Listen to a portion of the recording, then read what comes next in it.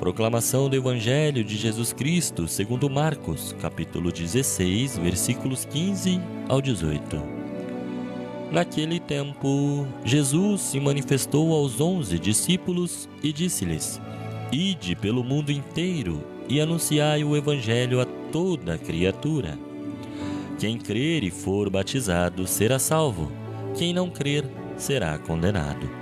Os sinais que acompanharão aqueles que crerem serão estes: expulsarão demônios em meu nome, falarão novas línguas, se pegarem em serpentes ou beberem algum veneno mortal, não lhes fará mal algum. Quando impuserem as mãos sobre os doentes, eles ficarão curados. Palavra da salvação. Glória a vós, Senhor. Queridos irmãos, hoje celebramos a festa da conversão de São Paulo, um dos momentos mais marcantes da história da Igreja. Esse evento não é apenas sobre a transformação de um homem, mas sobre o poder de Cristo em mudar vidas e conduzi-las a uma missão divina. O Evangelho de hoje, em que Jesus ordena aos discípulos: ide pelo mundo inteiro e anunciai o Evangelho a toda criatura, se conecta profundamente com a vida de Paulo, o grande apóstolo dos gentios. A conversão de Paulo foi radical. Ele, que perseguia os cristãos, encontrou-se com Cristo ressuscitado no caminho de Damasco. Jesus diz a ele: Saulo, Saulo, por que me persegues? Nesse encontro, Paulo não apenas reconheceu quem era Jesus, mas também compreendeu a profundidade de sua missão. De perseguidor, Paulo se tornou o maior propagador da fé cristã, dedicando sua vida a levar o Evangelho ao mundo. Esse episódio nos mostra que a conversão é um encontro com Cristo que transforma radicalmente a nossa forma de viver. Não se trata apenas de mudar um comportamento, mas de mudar o coração, de reorientar toda a nossa vida para Deus. Assim como aconteceu com Paulo, acontece com Maria, acontece com você, acontece comigo, acontece com tantos outros cristãos que verdadeiramente se convertem. Jesus nos chama a deixar para trás tudo aquilo que nos afasta dele e a abraçar a nossa missão de testemunhá-lo ao mundo. O mandato de Jesus no Evangelho de hoje é claríssimo: ide pelo mundo inteiro e anunciai o Evangelho a toda criatura. Este chamado não foi apenas para os apóstolos ou para Paulo, mas para todos os que creem. A missão de evangelizar é parte integrante da nossa vida cristã. Quando nos encontramos com Cristo, assim como Paulo, somos enviados a levar essa boa nova aos outros. Irmãos, como Jesus descreve os sinais que acompanharam os que crerem? Ele diz: expulsarão demônios, falarão novas línguas, curarão os doentes.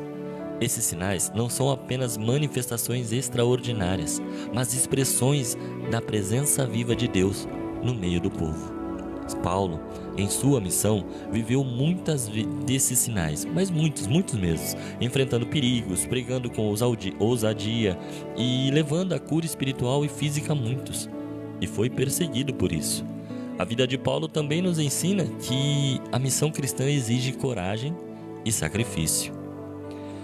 Ele enfrentou perseguições, prisões, naufrágios, mas nunca desistiu de anunciar o Evangelho. Isso nos desafia a refletir: estamos dispostos a enfrentar os desafios de testemunhar Cristo no mundo de hoje? Estamos prontos para sair da nossa zona de conforto e levar a luz do Evangelho a Damasco? Ou seja, levar a luz do Evangelho a todas as pessoas? Outro aspecto importante da conversão de Paulo é que ele nos lembra que ninguém está fora do alcance da graça. Se Deus transformou Saulo, um perseguidor, em Paulo, um apóstolo, ele também pode transformar a nossa vida assim. Não importa o nosso passado, o Senhor nos chama a uma vida nova, a uma missão que dá sentido e propósito à nossa existência. Queridos irmãos, assim como Paulo, somos chamados a reconhecer o encontro com Cristo como o ponto central da nossa vida. Esse encontro não nos deixa como antes, ele nos transforma e nos envia. Que possamos responder com generosidade ao mandado de Jesus: ide pelo mundo inteiro e anunciai o Evangelho. Essa passagem também, onde Jesus encontra Paulo, é muito significativo para nós, cristãos católicos, porque quando Jesus aparece para Paulo no caminho de Damasco, ele diz a Paulo: Paulo, Paulo, na verdade é Saulo na época, né? Saulo, Saulo, por que é que me persegues? Só que Saulo não está perseguindo Jesus, né? Se nós formos analisar, Paulo está perseguindo cristãos. Mas por que Jesus chama ele e diz que ele está o perseguindo? Porque nós, irmãos, nós católicos cristãos, nós fazemos parte do corpo de Cristo. Nosso Senhor não tem vários corpos, ele tem um corpo. Então perseguir a igreja é perseguir Jesus. Negar a igreja é negar a Jesus. Entendem? Tem mas muita gente que diz que a igreja não salva ninguém. E se você for pensar como instituição, como um simples prédio, sim, isso aí não tem força nenhuma para te salvar. Quem salva é Jesus, ponto final. Porém, Jesus nos deixou a igreja para chegarmos até Ele. Nós precisamos ir à igreja para ter comunhão com Jesus Cristo. Afinal, então, o que Saulo estava perseguindo? Se não a igreja. Entendem? Então não dá para separar a igreja de Cristo, porque a igreja é a continuação de Cristo aqui na terra. Perseguir Saulo, quando perseguia a igreja, estava perseguindo Cristo. Por isso que nós dizemos que onde a igreja católica chegou, houve luz no mundo. Aí tem muita gente que distorce a história e diz sobre a Inquisição, e diz sobre os Templários, e diz sobre as Cruzadas, mas elas esquecem que a igreja é de Cristo, o corpo é de Cristo. Porém, as pessoas que estão dentro da igreja, assim como Judas andou com Jesus, podem trair a Cristo, podem fazer coisas contrárias a Cristo. Só que nós não podemos, por conta dessas pessoas, abandonarem a igreja de Cristo, abandonarmos a igreja de Cristo, porque essas pessoas não fazem parte do verdadeiro cristianismo, da verdadeira cristandade. E é assim que nós sabemos que fazemos parte do corpo de nosso Senhor. Então imagine você hoje. Vou te dar um exemplo do que eu estou falando. Um esquadrão da polícia militar, certo? Ele está lá para proteger e dar segurança e manter a ordem da via pública e tudo mais, certo? Porém, tem um policial corrupto que machuca as pessoas, que rouba e que é totalmente desonesto. Esse policial mancha todo o batalhão? Nós sabemos que não. Nós sabemos que ele não mancha o batalhão e que ele é a peça ruim do batalhão. Assim foi com Judas, assim acontece nos dias de hoje. Assim toda a paróquia tem pessoas ruins? Sim, tem, mas nós temos que rezar por elas. Nós temos que pedir para que elas se convertam em oração, para que abram o coração e que Deus faça a vontade dele na vida delas. Nós não podemos abandonar a igreja por conta deles. Um policial que é corrupto não faz outro policial honesto abandonar a polícia por conta dele. Se esse policial honesto abandona a polícia por conta de outro policial corrupto, ele está virando a costa para o batalhão. É esse o ponto. Ninguém precisa concordar com o que a pessoa faz fora da igreja, o que a pessoa faz na igreja. Não estou falando para você passar o pano.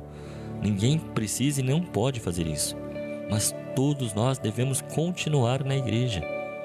Jesus nos deu a igreja, senhoras e senhores, né? Jesus, o que eu vou dizer, algumas pessoas podem não entender, mas é verdade. Jesus não nos deu nenhuma Bíblia.